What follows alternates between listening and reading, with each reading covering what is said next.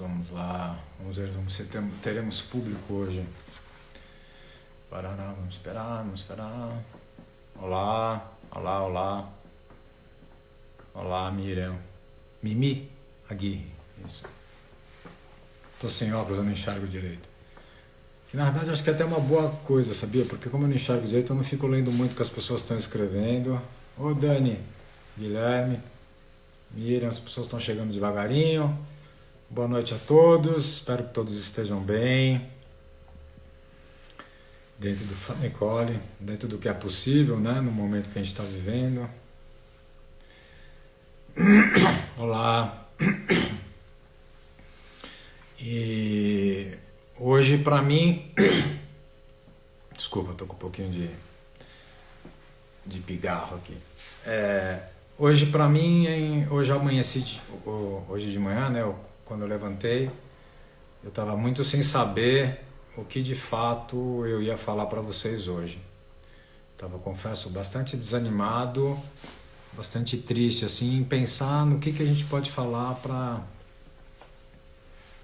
sobre fotografia no momento que a gente está vivendo, né? Que é um momento bastante triste. Então, eu fiquei pensando um pouco, conversei um pouco com a Helena e aí ela me deu um toque de uma ideia que eu acho que era coisa bem interessante de falar, que eu não vou falar de um fotógrafo, mas eu vou falar de um projeto fotográfico um pouco mais amplo do que só falar de um fotógrafo. Eu vou falar das missões fotográficas francesas, especialmente de uma das missões. Mas antes, para começar o nosso dia e dar um pouquinho de ânimo aqui, eu vou começar, como sempre, com um poema do Manuel de Barros, que essa série tem sido toda baseada nisso, né? Então eu vou ler esse poema, que eu acho que é pertinente para tudo isso que eu vou falar para frente para vocês. Então é assim. De novo, é daquele livro Ensaios Fotográficos. Então, o poeta. Vão dizer que não existo propriamente dito, que sou um ente de sílabas. Vão dizer que eu tenho vocação para ninguém. Meu pai costumava me alertar. Quem acha bonito e pode passar a vida a ouvir o som das palavras, ou é ninguém ou zoró. Eu teria 13 anos. De tarde fui olhar a Cordilheira dos Andes, que se perdia nos longes da Bolívia. E veio uma iluminura em mim. Foi a primeira iluminura. Daí botei meu primeiro verso. Aquele morro bem que entorta a bunda da paisagem. Mostrei a obra para minha mãe. A mãe falou, agora você vai ter que assumir as suas irresponsabilidades. Eu assumi. Entrei no mundo das imagens. Então vamos lá. Para começar então, vou colocar um pouquinho de água na boca.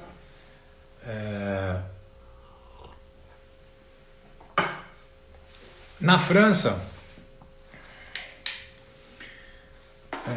surge, logo no século XIX, um conceito chamado missão fotográfica, que tem um paralelo com as missões colonizadoras, no sentido não como função, mas no sentido de agregar um grupo de pessoas que vai exercer uma certa atividade. Então o conceito de missão fotográfica nasce no século XIX, 1851, quando a Société Héliographique, que era uma sociedade de artistas e cientistas interessados na questão da linguagem fotográfica, já em 1851, então eram artistas e cientistas, né? Ou seja, gente do campo das artes visuais, a maioria deles pintores e cientistas, pesquisadores. E eles fundaram essa sociedade chamada Héliographique, e de lá nasceu uma série de projetos para fotografia. E um dos projetos foi a Mission Héliographique. Então, qual é o conceito que eles implementam? É que uma missão fotográfica é um encargo público ou privado, no caso deles era privado, porque era uma sociedade privada, é um encargo público ou privada que reúne um grupo de fotógrafos para que eles realizem um projeto de documentação de um certo território, de questões culturais, sociais, climáticas, quaisquer que sejam os assuntos. Então o conceito básico é isso, você junta um grupo de fotógrafos e realiza uma documentação sobre um certo território, sobre uma certa cultura, num certo momento, claro. Essa documentação, normalmente, ela tem duas vertentes, duas frentes.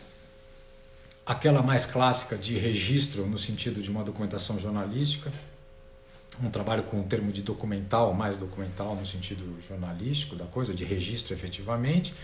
E tem a outra que é a documentação no sentido poético, de você ter a visão de artistas sobre uma certa região e eles criando uma documentação sobre as transformações e as questões pertinentes àquele território, àquela sociedade, né? A missão Heliographique foi isso, foi uma missão fotográfica onde eles pretendiam criar uma documentação, era um registro efetivo, mas um registro, um documento, mas eram 5 artistas que estavam fazendo isso, eram 4 pintores e um único fotógrafo, 4 pintores que estavam aprendendo a fotografar. E o objetivo deles foi estabelecer, a partir de Paris, 5 raios de ação, onde cada um desses fotógrafos era responsável em fotografar e documentar os monumentos históricos que estavam em ruínas naquele eixo que ele estava percorrendo, para gerar uma documentação sobre quais eram as condições desses monumentos, já que o governo não tinha condição de bancar a reforma de tudo aquilo. O resultado dessa missão foi, depois de um ano, foram 200 negativos que foram armazenados na Biblioteca Nacional. Na década de 80 teve um livro que foi publicado sobre isso. Bom, então nós estamos falando basicamente de um conceito que é o conceito de você agregar um conjunto de autores, no nosso caso aqui, né, um conjunto de autores, para que eles façam uma documentação de um certo território, de uma certa questão, qualquer que seja ela. Depois tem um intervalo de tempo grande. Em 1984 é criada a missão Photographique Datar. É uma missão que teve por objetivo estabelecer um ano de trabalho. Convidou inicialmente 12 fotógrafos franceses e de fora da França para que eles fizessem uma documentação sobre as transformações da paisagem francesa. Então, de uma maneira bastante ampla, né? A França não é um país tão pequeno assim, é um país que tem um território relativamente vasto. E eles pegaram 12 fotógrafos. No final, o projeto teve 28 fotógrafos e foi criado uma documentação de 200 mil contatos e 2 mil prints que também foram para a Biblioteca Nacional. Bom, aí a missão especificamente que eu vou mostrar material para vocês é a missão Photographique Transmanche. A missão Photographique Transmanche foi criada pelo Centro Regional Nord-Pas-de-Calais, que hoje tem um outro nome, Haute-France, que é a região alta francesa. Foi fundado em 1984, 85, por aí, 86, se eu não me engano. E já em esse centro ele tinha dois braços específicos, um de resgate histórico-iconográfico da região e outro promover a fotografia como forma de documentação poética na região e incentivar e educar a população a ter acesso à fotografia e formar pessoas com capacidade de interpretar e ler uma imagem e se informarem através de imagens. E dentro desse conceito foi criada a missão Photographique Transmanche. O diretor do centro na época era o Pierre Devin, e ele que criou o projeto ele era o responsável, ele era o diretor artístico da missão. Então, qual era a questão? Aquela região de Calais, que é o norte da França, é uma região muito complicada em vários aspectos. Todas as invasões do terreno da França foram feitas por ali. A Primeira Guerra Mundial, boa parte dela foi feita ali. Até hoje é uma área onde os refugiados do leste europeu entram na França. Era uma região de contato com a Inglaterra, é uma região sempre muito forte na cultura da indústria pesada, manufatura, ferroviária, metalurgia, esse tipo de coisa. E com a União Europeia, essa estrutura econômica baseada no turismo e baseado na indústria pesada ia ser desmontada. Porque a indústria pesada tinha que ir para países mais pobres da União Europeia, enquanto a França ficaria com a parte de pesquisa avançada, de alta tecnologia. Então, ali ia ter um impacto social, porque as indústrias iam ser todas fechadas naquela região toda, e como efetivamente foram. E do lado turístico, sempre foi uma região de fluxo entre França e Inglaterra. A travessia do Canal da Mancha era feita por Calais, então havia um fluxo muito intenso dali turístico, que com a criação do túnel por debaixo do Canal da Mancha, esse fluxo turístico também ia sofrer um grande impacto. Então, o que se delineava para aquela região e o que acabou efetivamente acontecendo naquela região foi um processo de desocupação, de desertificação, um processo de migração para fora, né? As pessoas saindo para tentar viver em outro lugar, grandes desempregos, o quadro era bastante complicado. E aí o Pierre criou a missão Photographique Transmanche. Essa missão foi a mais longa missão da história da França, teve quase 20 anos, envolveu 28 fotógrafos, envolveu 27 publicações, que se criou um catálogo, que é esse material que eu vou mostrar para vocês hoje.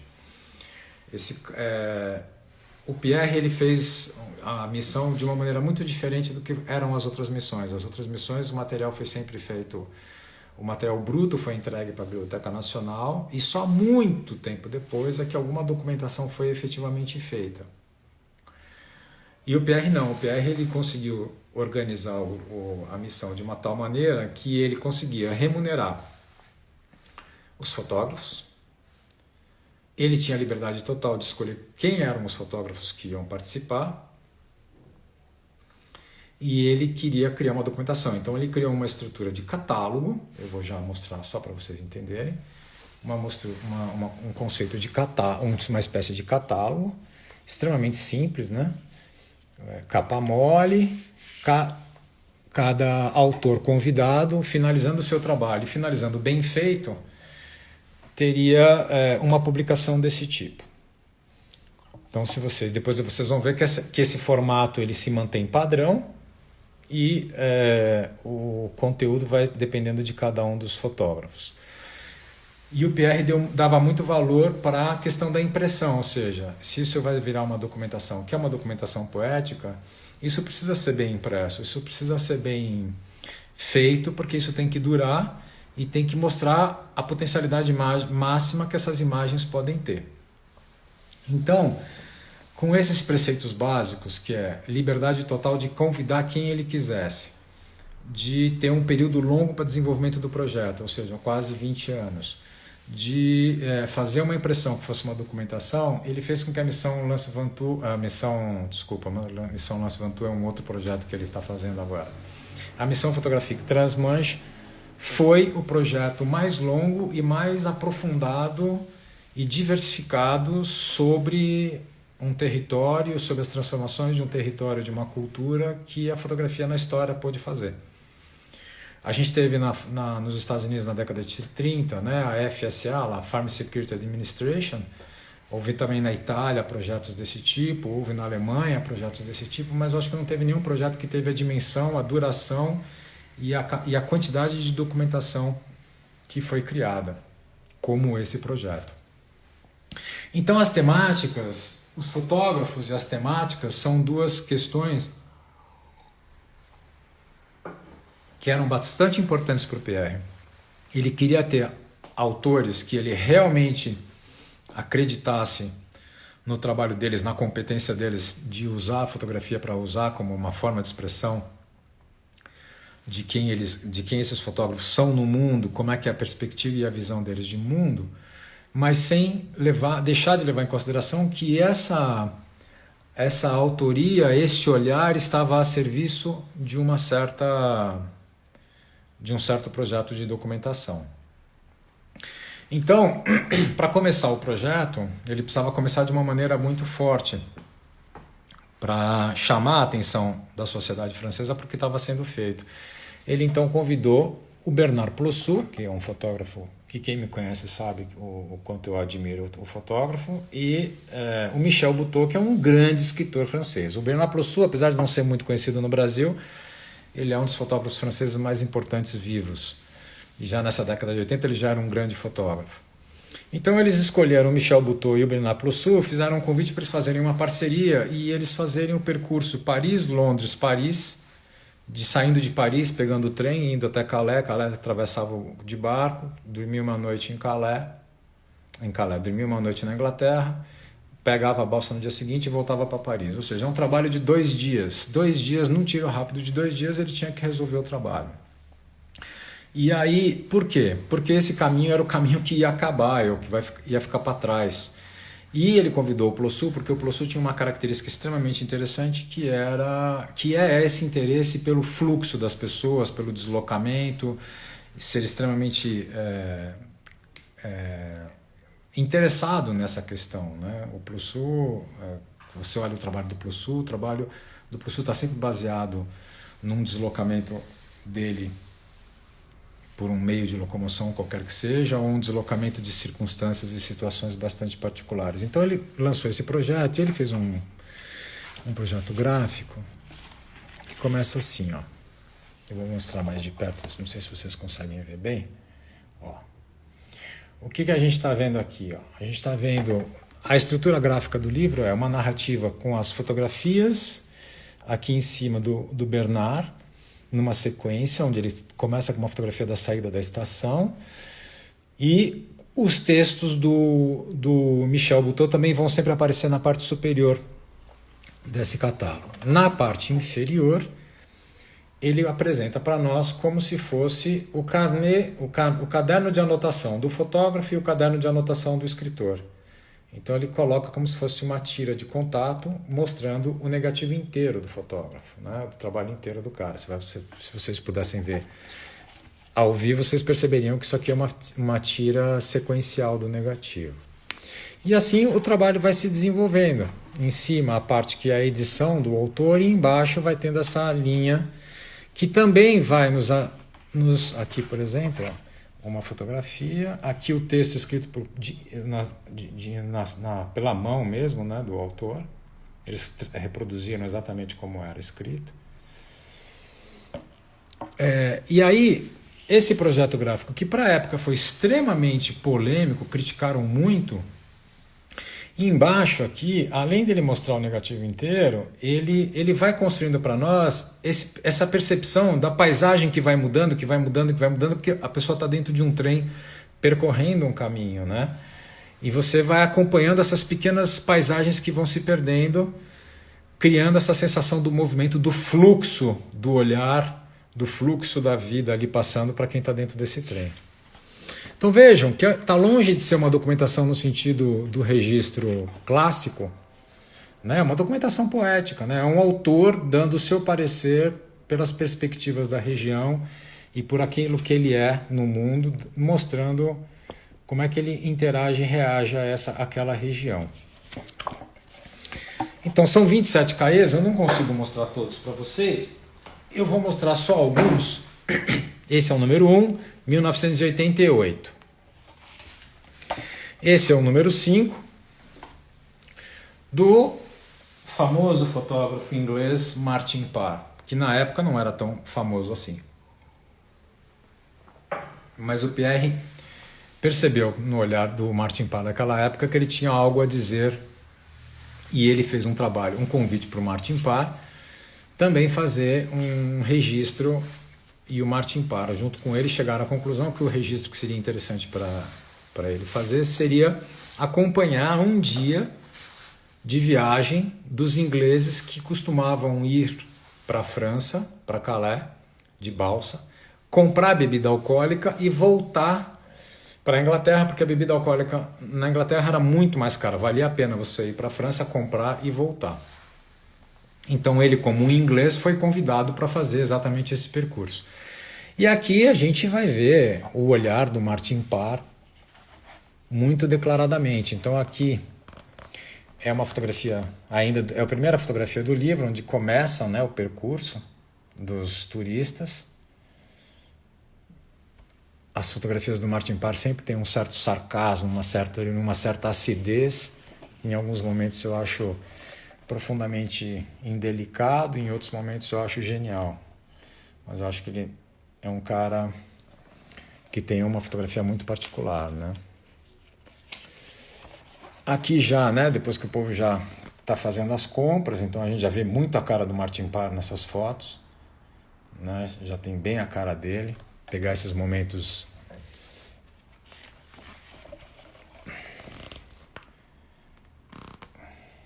tá vendo? Essas fotos são muito grandes, não dá para ver aqui não. Bom, e aí vai até o momento que você pega, por exemplo, cenas como essa, né? O cara na cadeira de rodas, coberto de caixa, a criança ajudando a pegar coisas, até que vai a última foto, que é o pessoal exaurido voltando para casa, né?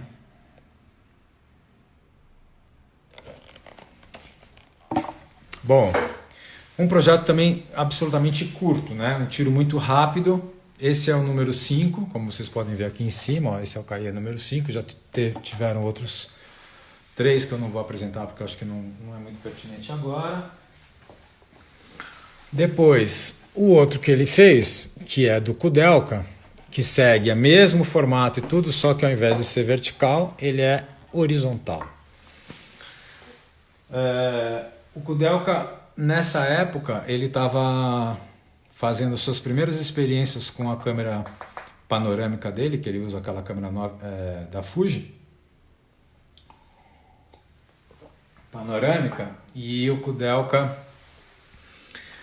tem questões bastante particulares no trabalho dele, e o Kudelka propôs fotografar as ruínas que ainda sobravam nessa região da guerra, as marcas que a guerra deixou nessa região, claro, especificamente a Segunda Guerra Mundial, e essas ruínas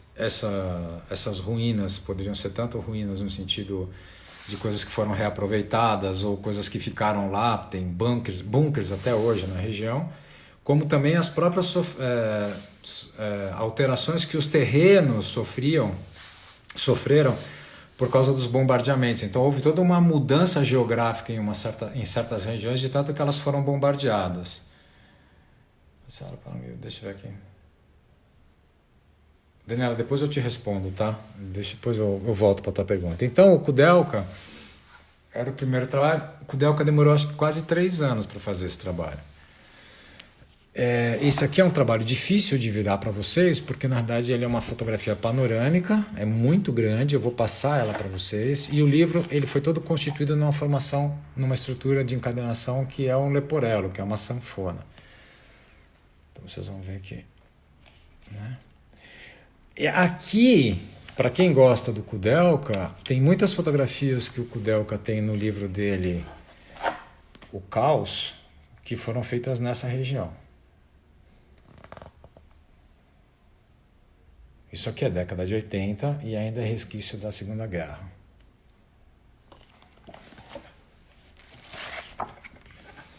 Aqui, né, o terreno sofrendo essas transformações, canais sendo criados, estradas.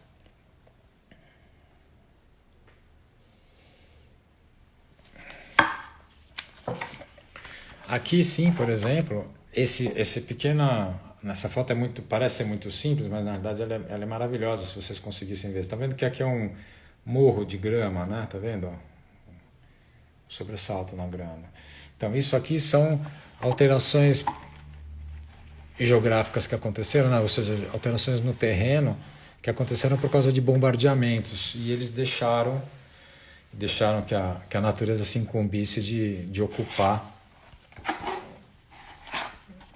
Né? Ou aqui, por exemplo, onde você vê essa escada que leva para o nada, porque na verdade a área toda foi reformada, mas a edificação que existia aqui antes não existe mais. E aí, claro, que o Kudelka faz com a capacidade, a precisão dele, que é maravilhosa, né?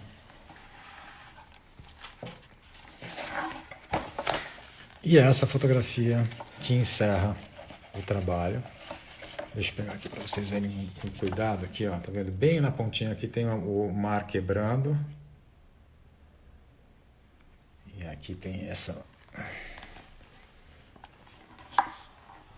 que é uma pena é vocês não poderem ver isso ao vivo, porque a impressão realmente é chocante de bonito, de bem feito.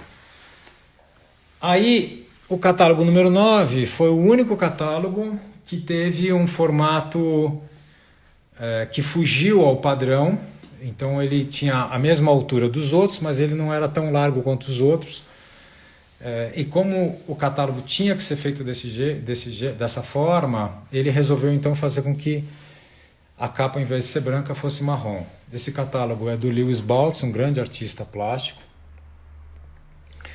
E, na realidade, o que o Lewis Baltz propôs não foi fazer um catálogo, por isso que ele é bem divergente do resto. Ele propôs fazer uma exposição que era uma grande instalação. E essa instalação tratava dos sistemas de vigilância da sociedade que estavam sendo implantados em toda aquela região. Então, o catálogo ganhou um caráter um pouco particular, por isso que ele foi feito de forma tão diferente, né? O trabalho do Lewis Baltz mexe muito com as palavras relacionadas a sistemas de vigilância. É uma instalação isso, né, gente? Mistura imagens de câmeras de vigilância com palavras, depois mostra como é que funciona. Ou seja, é uma instalação, é difícil de poder falar sobre ela, porque eu nunca a vi, eu só vi o catálogo, né? Mas é muito bonito, mesmo assim o catálogo é muito bonito porque ele trata um pouco, ó, tá vendo? Uma imagem de câmeras de segurança, os equipamentos, as fiações, é realmente muito bonito. Não. Então vejam que o que é interessante, né, especificamente vendo esse, é a gente entender esse caráter de documentação poética, né? O quanto nós, autores, estamos de alguma maneira sempre documentando uma circunstância cultural, regional, social que a gente vive. Ter esse entendimento nos traz um pouco de responsabilidade sobre o que a gente faz, né? Não podemos ser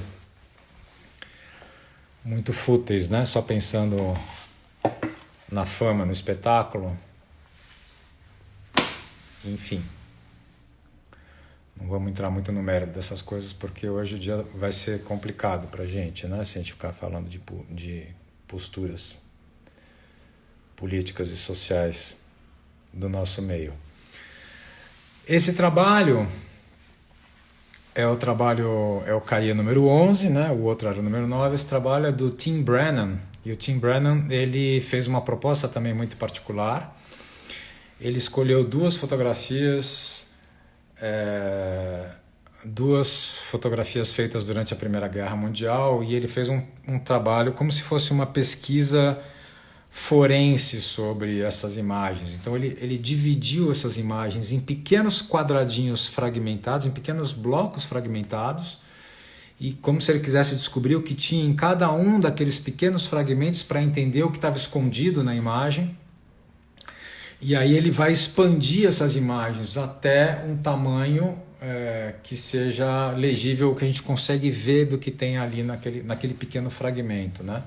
Então vejam, ele vai tratar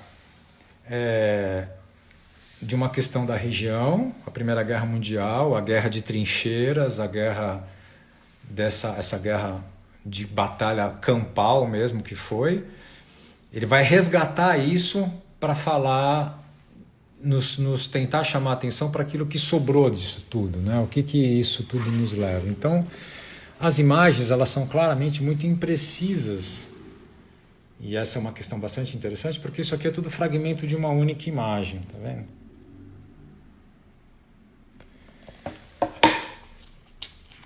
Essa imprecisão também nos coloca mediante, né, uma questão artística, né? O que é isso que foi registrado? O que é isso que foi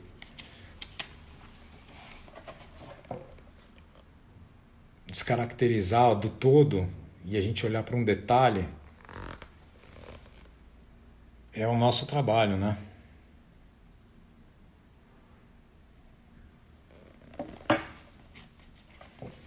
Como autores, né? A gente está sempre fazendo isso, né? Um recorte. É um recorte do mundo que a gente faz. Se é um recorte, não é o mundo, não é a realidade, né? E ele faz isso usando uma fotografia para chamar a nossa atenção para isso, né? É muito interessante. É muito bonito esse catálogo.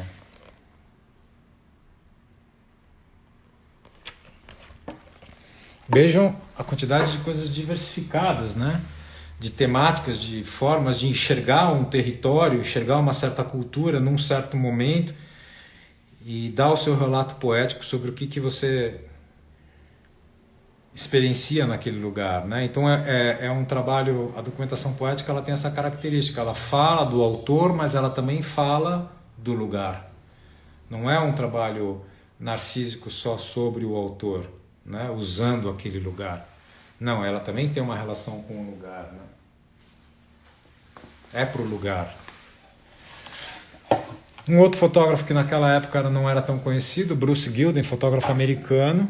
Aqui tem uma história muito interessante, porque ele convida o Bruce Gilden para fazer esse trabalho. O Bruce era muito mais jovem, década de 80, não lembro exatamente o ano, deixa eu dar uma olhada aqui. Isso aparece aqui. 94, ele ainda, ou seja, mais de 25 anos atrás, né? Tá certo? 25 anos, 26 anos atrás, ele não era conhecido como ele é hoje. E aí o Pierre resolveu convidá-lo porque ele achava que o Bruce Gilden tinha um envolvimento, uma questão de abordagem fotográfica, mas também um envolvimento com o que fazer de uma maneira diferente.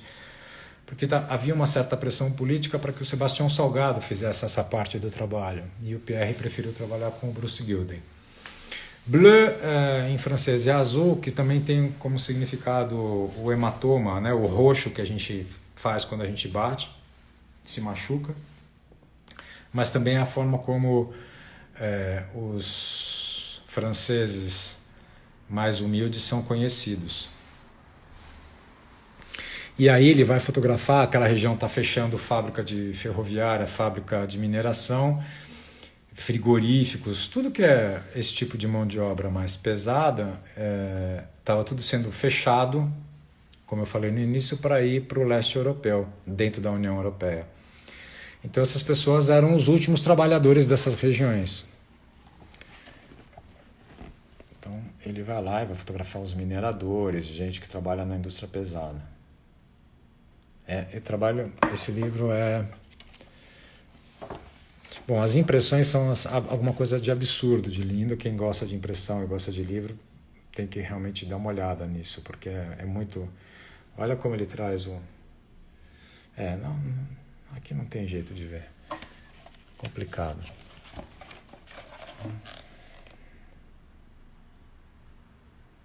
Essa faz dupla com essa, que não é uma foto delicada, né? Mas é linda. É linda. Ou essa.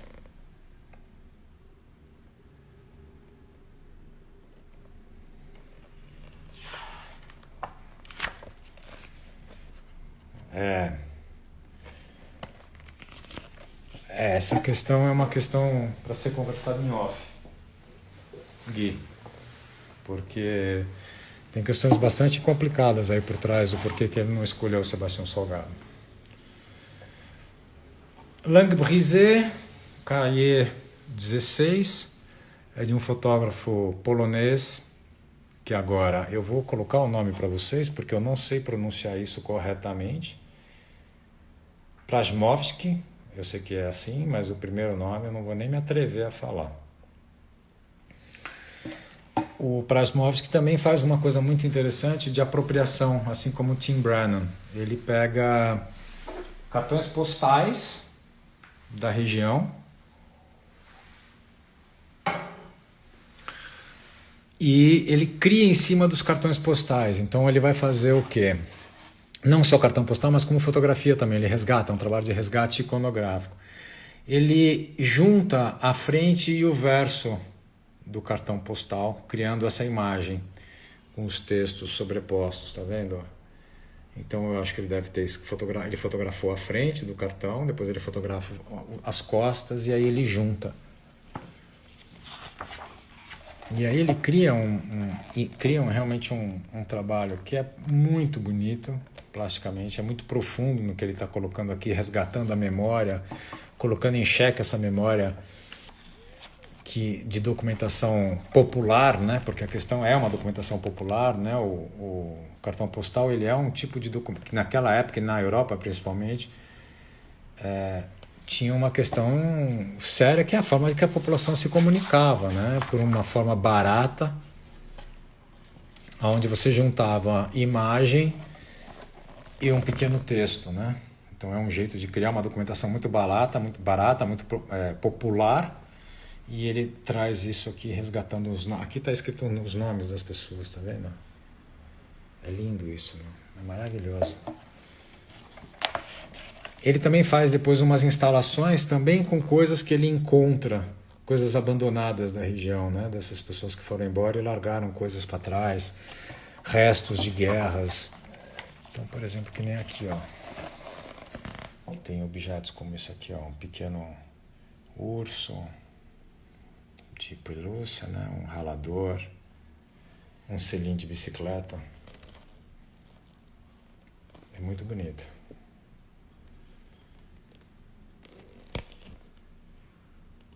Extremamente simples e sofisticado, né? Bom,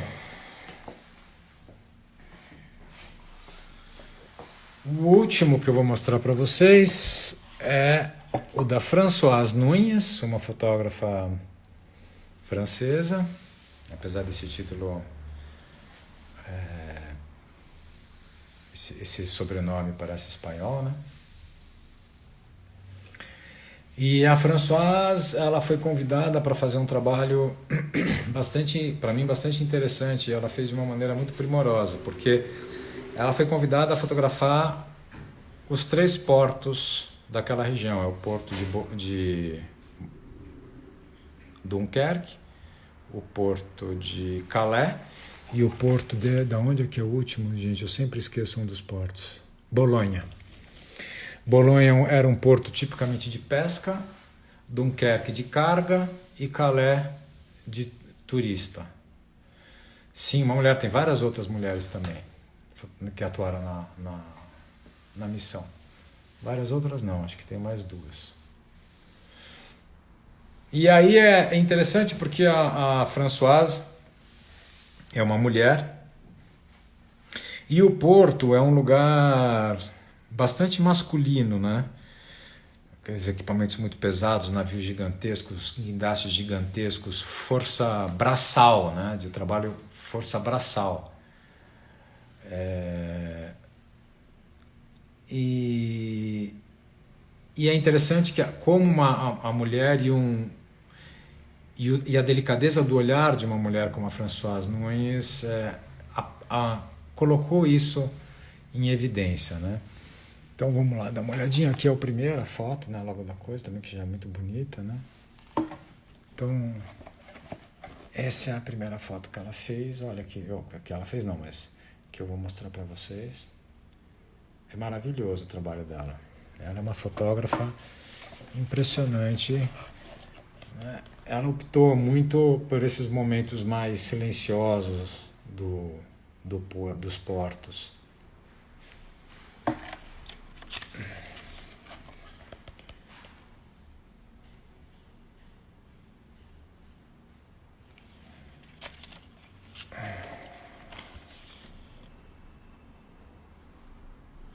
É um trabalho que a gente percebe que ela preservou uma certa distância, e nessa certa distância, essa foto é maravilhosa, né? E nessa certa distância ela constrói uma abordagem, uma linguagem bastante particular, bastante autoral para o que é a proposta dela de como fotografar esses 3 portos. Bom, isso eu parei aqui no 14, na verdade eu mostrei para vocês 1, 2, 3, 4, 5, 6, acho que 6 ou 7. De 27, não dá para ver todos. Tem mais 2 mulheres, tem a Marilyn Bridges, que é uma fotógrafa americana, e tem a Fabiana Figueiredo, uma fotógrafa brasileira. A Marilyn Bridges fez fotografias aéreas dos antigos palácios da região e dos bunkers e das áreas tanto históricas, de grandes construções, vamos falar assim, de grandes trabalhos arquitetônicos da região, ou da Idade Média, ou recentes, dos bunkers, essas coisas por causa da Segunda Guerra Mundial. E a Fabiana fez um trabalho sobre os imigrantes da região, como já falei, é uma região bastante delicada. Agora eu vou dar uma rápida olhada nas perguntas. Aqui tem os comentários atrapalham na visualização das imagens, não tem como não aparecer para a gente. Cara, se tem, eu não sei. Eu preciso descobrir se tem uma forma de anular isso. Eu acho que não. Acho que não tem como anular. Seria um tema ótimo, mulheres na fotografia. Olha, Mariana, o que me interessa é o olhar da pessoa. Se ela é mulher ou se ela não é mulher, não acho que essa é a questão. Eu acho que tem grandes fotógrafas que mereciam ter muito mais espaço do que tem, é verdade, a sociedade é machista, eu entendo esse movimento, esse entendimento, mas para mim eu não olho um trabalho por esse aspecto, eu olho um trabalho pela criação artística que eu trabalho, pela leitura que eu posso fazer do trabalho, pela competência com que aquilo foi feito e a mensagem chega em mim. Se for um homem ou se for mulher, então eu não quero ficar fazendo esse tipo de separação, não me interessa muito isso não, apesar de entender qual é a questão que você está colocando por trás. Deixa eu ver se tem uma pergunta. Curioso, mas... Bom, é verdade, já falei. Aqui já tem até... Ó, legal, Gui, obrigado.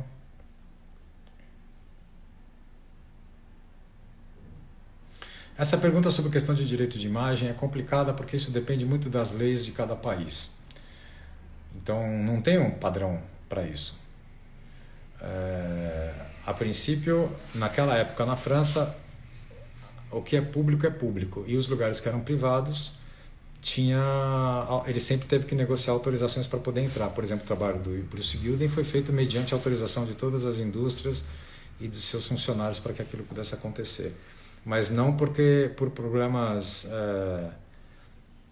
porque não era para invadir o lugar, tá certo?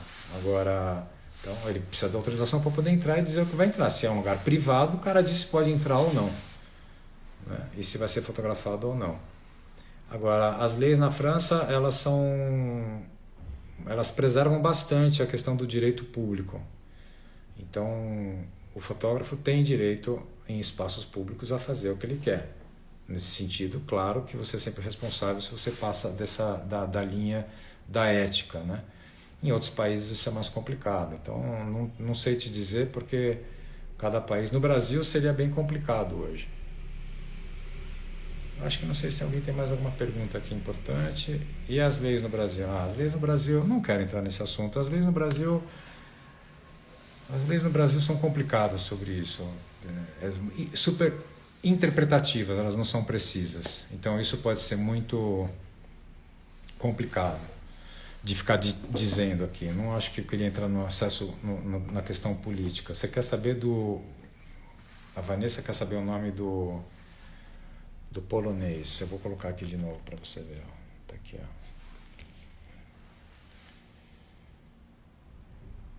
É complicado. Eu sei que o segundo nome o sobrenome é Prasmovski. Agora o primeiro eu não sei.